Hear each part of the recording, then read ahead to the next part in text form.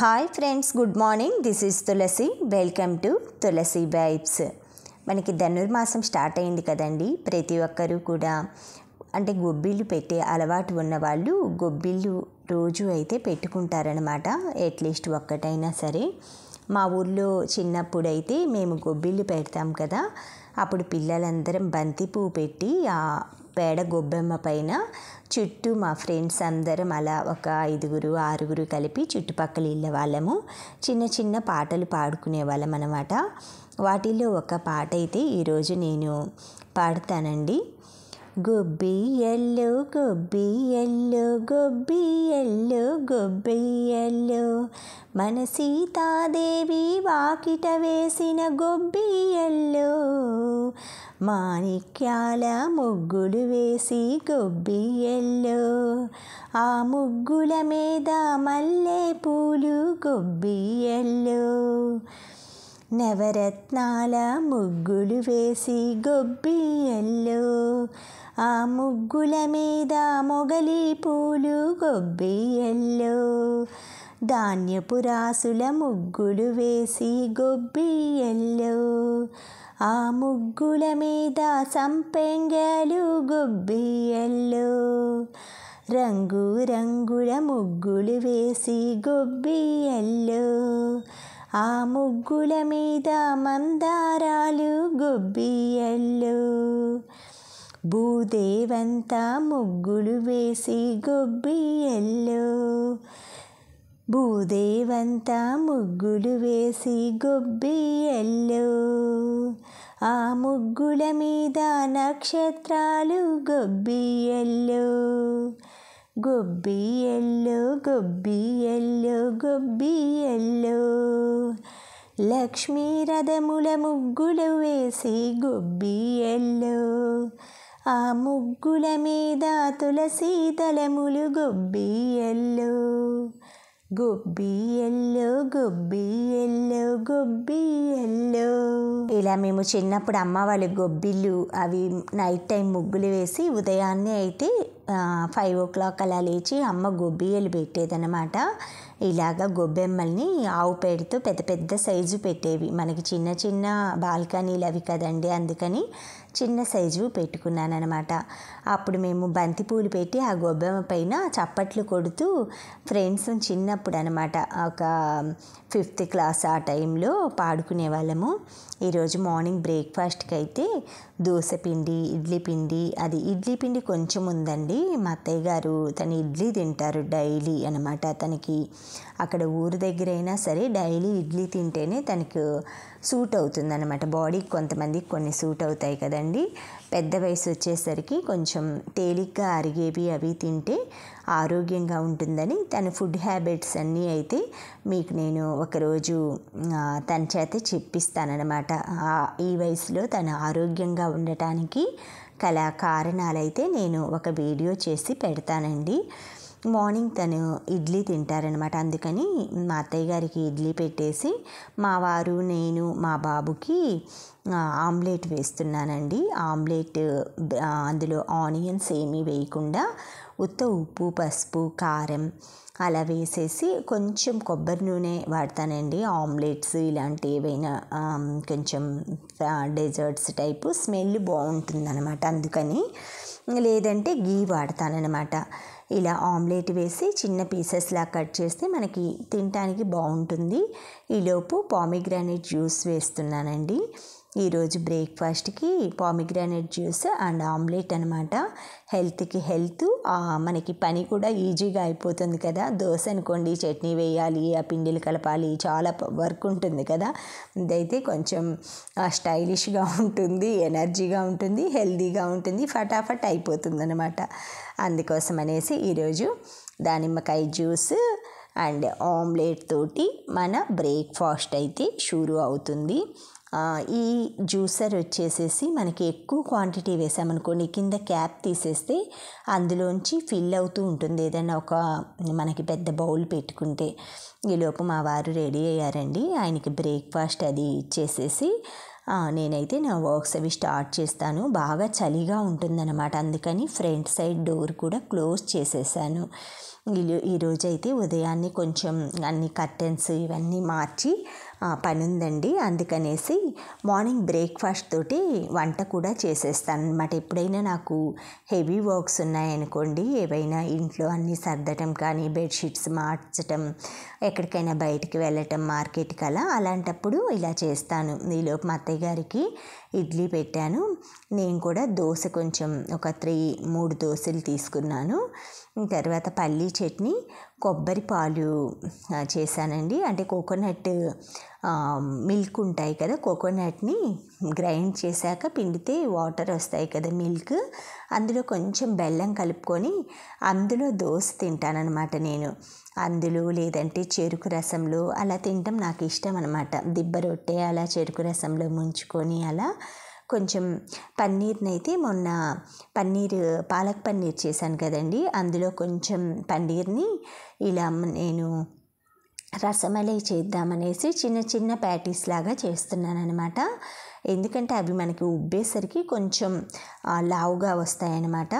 ఇలా పల్చగా చేసుకున్నాం అనుకోండి, మనకి కుక్ అవుతుంది తొందరగా, ఎక్కువగా కూడా మనకి ప్యాటీస్ అనేవి వస్తాయి. నేను తక్కువ క్వాంటిటీలోనే చేశానండి. మొత్తం ప్యాటీస్ వచ్చి నాకు 9 or 10 అయ్యాయి అంతే. ఒక్కొక్కరం 2 తీసుకున్నా కూడా సరిపోతుందనేసి ఇలా పల్చగా అయితే రసమలై కోసము ఇలా చేస్తున్నాను. పన్నీర్ అయితే మనకి ఇంట్లో ఫ్రెష్గా చేసుకున్నాం అనుకోండి, ఈ రసమలై అలాంటి ఐటమ్స్కి సాఫ్ట్గా ఉంటుందన్నమాట తినేటప్పుడు కూడా. అదే బయట మార్కెట్లోది అనుకోండి కొంచెం హార్డ్గానే ఉంటుంది, తినేటప్పుడు క్రంచీగా ఏదో రబ్బర్లా అనిపిస్తుంది అనమాట. అది మనకి కుకింగ్ ప్రాసెస్లో అవ్వచ్చు, లేదంటే కొంచెం అది తయారు చేశాక లేట్ అయ్యి ఉండొచ్చు. దానివలన ఎప్పుడైనా ఇలా మీకు ఫ్రెష్గా మీరు ఇంట్లో తయారు చేసుకుందంటే తప్పకుండా రసమలై ఇలా చేసుకోవటానికైతే ట్రై చేయండి. మనం పన్నీర్ అయినా డైలీ చేయం కదండి ఇంట్లో ప్రిపేరు. ఎప్పుడైనా ఎక్కువ మిల్క్ ఉన్నప్పుడు, లేదు అంటే ఎక్కువ పాలక్ పన్నీరు ఇలాంటివి ఇంట్లోనే పన్నీర్ తయారు చేసుకోవాలి అనుకున్నప్పుడే చేస్తాం కాబట్టి, అలా తయారు చేసుకున్నప్పుడు ఫ్రెష్ పన్నీర్ దొరికినప్పుడు మాత్రం ఇలా చేసుకోండి. నాకు వచ్చేసి 8 ప్యాటీస్ అయినాయన్నమాట. వాటిని చక్కగా ఇలా చేసేసుకొని పక్కన పెట్టుకున్న తర్వాత వాటర్ బాయిల్ చేసుకోవాలండి. ఫస్ట్ వాటర్ బాయిల్ చేసుకొని షుగర్ వేసేసుకున్నామంటే ఈ ప్యాటీస్ ఉడుకుతుంటాయి. ఒకవైపు పాలు పెట్టుకున్నామనుకోండి, పాలు కూడా కాగుతుంటాయి అన్నమాట. ఉదయాన్నే మనం బ్రేక్ఫాస్ట్ అయిపోగానే వంట అది చేసే టైంలోనే ఇలా స్వీట్ ఐటెం మొదలు పెట్టామనుకోండి, మార్నింగే మనం తినే టయానికైతే ఆ ప్యాటీస్ అనేవి కొంచెం ఉబ్బుతాయి అన్నమాట. అప్పుడు తినటానికి ఏంటంటే స్మూత్గా బాగుంటుంది, చూస్తానికి కూడా మనకి లుక్ వైజ్ కూడా బాగుంటుందన్నమాట. ఈ వాటర్ మరగపెట్టాక వెడల్పాటి పాన్ తీసుకొని వాటర్ పోసుకున్న తర్వాత కొంచెం మనం షుగర్ వేసుకోవాలి. ఆ షుగర్ వాటర్లో ఇవి మనకి రసమలై ఉడికిందంటే కొంచెం స్వీటీ స్ట్రక్చర్ అనేది తినేటప్పుడు స్వీట్గా అనిపిస్తుంది అనమాట. అందుకే ఫస్ట్ వాటర్లో ఇలా బాయిల్ అయిన తర్వాత కొంచెం షుగర్ వేసి అవన్నీ పన్నీర్ ప్యాటీస్ అయితే బాయిల్ చేసుకుంటానండి. ఇలా అన్ని వాటర్లో మరిగించేశాక ఎక్కువసేపు కూడా బాయిల్ చేయకూడదు అనమాట. ఎక్కువ బాయిల్ చేసినా కూడా ఆ పన్నీర్లో సాఫ్ట్నెస్ అనేది తగ్గిపోయి రబ్బర్ లాగా సాగుతాయన్నమాట. ఆల్రెడీ మనం పన్నీర్ని కుక్ చేసాం కాబట్టి ఎక్కువసేపు అయితే అక్కర్లేదు. పాలల్లో కూడా ఒక 5 minutes అయితే మనం ఉంచాల్సి వస్తుందన్నమాట అవి బాయిల్ అవ్వటానికి. అందుకనేసి ఈ షుగర్ సిరప్ వాటర్లో మాత్రం ఎక్కువసేపు బాయిల్ అవ్వకుండా ఒక 3 or 4 minutes బాయిల్ అయ్యేట్లు చూసుకోండి. వేయగానే మనకి పైకి వచ్చేస్తాయండి, అవి కుక్ అయిపోయి ఆల్మోస్ట్ ఆ వేడికే కుక్ అయిపోతాయి అన్నమాట. ఒక 5 minutes కుక్ చేసేసి మనం మిల్క్ అది పక్కన పెట్టేసేసుకొని ఆ మిల్క్ బౌల్లో ఇవి ఒక్కొక్కటి తీసి వేసుకున్నామంటే ఆ తర్వాత మనం ఏవైనా మీరు డ్రై ఫ్రూట్స్ బాదం కానీ లేదంటే పిస్తా కానీ కాజు అలాంటివన్నీ మనం తరిగేసి కొంచెం చిన్నగా ఏదైనా క్రష్ చేసేసుకొని అందులో వేసుకుంటే సరిపోతుంది. పాలైతే ఒక బౌల్లో తీసుకున్నానమాట. మనకి ఎన్ని ప్యాటీస్ ఉన్నాయో వాటిని బట్టి మిల్క్ క్వాంటిటీ అనేది మనం తీసుకోవాలి. మిల్క్ ఇలా ఒక పొంగు వచ్చిన తర్వాత తగినంత షుగర్ అది యాడ్ చేసుకున్నాను. తర్వాత ఒక ఇలాంటి గరిట ఒకటి తీసుకున్నామంటే మనకి విరగకుండా ఉంటాయన్నమాట. ప్యాటీస్ తీసేప్పుడు గుంట గరిట అలా తీసుకున్నామనుకోండి విరిగిపోతాయి అన్నమాట. అంటే విరగటం అంటే విరగవండి, ఆల్రెడీ కుక్ అయ్యాయి కాబట్టి సర్వ్ చేయటానికి ఇలాంటివి బాగుంటాయి అన్నమాట. మనకి ఏమైనా ముక్కలు అలాంటివి ఇలాంటి గరిటెలు అయితే చాలా బాగుంటాయి. తర్వాత ఇందులో షుగర్ సిరప్లోని ప్యాటీస్ అన్నీ రసమలై ఇందులో మిల్క్లో యాడ్ చేస్తున్నానండి. తర్వాత వచ్చేసి డ్రై ఫ్రూట్స్, మనం పిస్తా ఒక్కటే నేను వేస్తానన్నమాట. నార్మల్ పిస్తానే వాడాలండి దీనికి. సాల్టెడ్ పిస్తా వేసామంటే పాలు అనేవి విరిగిపోతాయన్నమాట. అందుకనేసి నార్మల్ పిస్తాని క్రష్ చేసేసి అందులో పైన మనం డెకరేషన్ టైప్లో వేస్తానన్నమాట. ఈ డిష్ అయితే చాలా బాగుంటుందండి. నేను ఎప్పుడైనా ఫెస్టివల్ సీజన్లో దీపావళి, దసరా అలాంటప్పుడైతే ఒక స్వీట్ ఐటెంగా అయితే దీన్ని చేస్తానన్నమాట. పన్నీర్ రసమలైని చాలా బాగుంటుంది. టేస్ట్ అనేది స్వీట్ కూడా మనకి తక్కువ అనిపిస్తుంది అనమాట. ఒక్కసారి తిన్నామంటే మనం ప్రతిసారి కూడా ఆ డిష్కి ఫేవరెట్ అయిపోతాము. ఇలా అయితే నేను అప్పుడప్పుడు పన్నీర్ అది ఇంట్లో ప్రిపేర్ చేసినప్పుడైతే చేస్తుంటాను. తర్వాత క్రష్ చేసిన పిస్తానైతే పైన ఇలా సర్వ్ చేసుకుంటానండి. ఇలా చేయటం వలన ఏంటంటే మనకి టేస్ట్ బాగుంటుంది.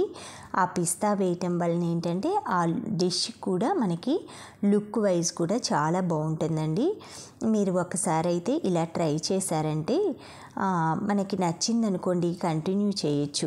లేదు అంటే మనం ఎక్కడైనా హోటల్స్కి అలా వెళ్ళినప్పుడు ఇవి డైరెక్ట్గా ట్రై చేసామనుకోండి ఎక్కువ కాస్ట్ కూడా ఉంటాయి బయట హోటల్స్లో. అరే ఎందుకు మనం ఆర్డర్ ఇచ్చామా అనుకోకుండా ఇది మనకి ఒక్కసారి ఇంట్లో ఫేవరెట్ అయిపోయింది అనుకోండి, హోటల్స్లో ఇంకా మనకి చాలా బాగా కార్వింగ్స్ కానీ సర్వ్ చేయటం కానీ కొంచెం ప్యాటీస్ పెద్ద సైజ్ కూడా ఇస్తుంటారనమాట. మీరు ఇది ఒక్కసారి ట్రై చేసామంటే మనం దీనికి ఎక్కువగా అలవాటు అయిపోతామన్నమాట ఈ రెసిపీకి.